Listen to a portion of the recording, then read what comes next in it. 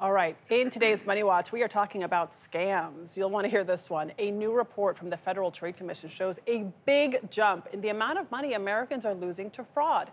In 2024, 2.6 million consumers reported fraud to the FTC, and they lost a total of $12.5 billion. That's up 25% from the year prior. 25% in 1 year, wow.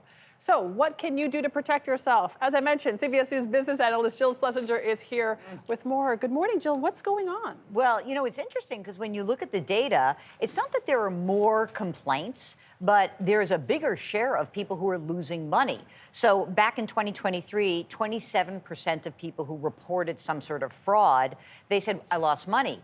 1 year later, 38% lost money.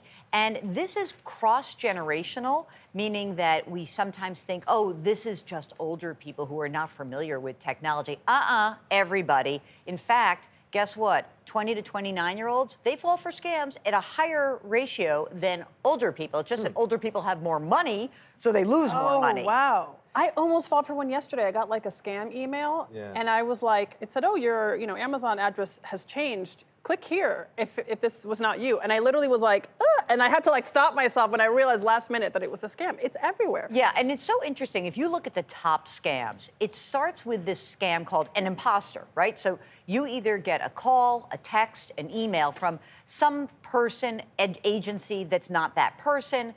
They then develop these relationships with people very quickly, and they can kind of lure you in. So while you look at these scams, you know, it's imposters and online shopping. I think the biggest scam in terms of the dollars lost, investments, which was $5.7 billion lost to investment scams. What does that mean? Yeah. Meaning that, like, you somehow get into a relationship with somebody who's like, I've got a great deal for you. Right. You should buy crypto. You should do this.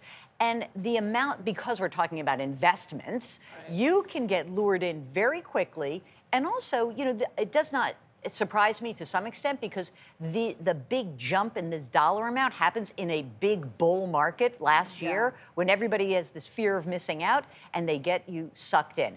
So, okay. What do you do? You got to take a breath. So, first of all, when you get a message like an Amazon message or even a scarier one from the FTC, from the IRS, it appears that somebody is acting in the form of an agency or a professional. Take a moment before you do anything.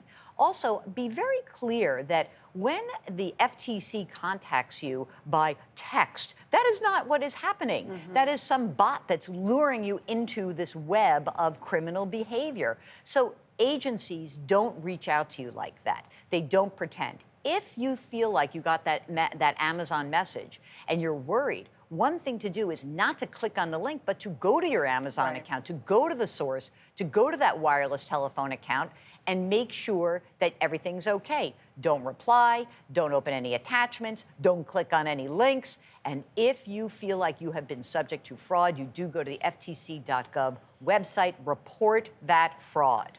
Boy, I feel empowered. And you can feel like a letter is more official, but I know you think that there are also scams. There are people who have to go to your radio show or podcast for that one. They will have to. Run out of time. Check washing. Okay, so if any of you out there have money-related questions that Jill can answer, you can email her at askjill@cbs.com, and she could answer it in an upcoming segment. Don't scam her, though. She does not answer to much. She will not fall for it. Will not fall for Do not it. send her a link. Don't even attempt it.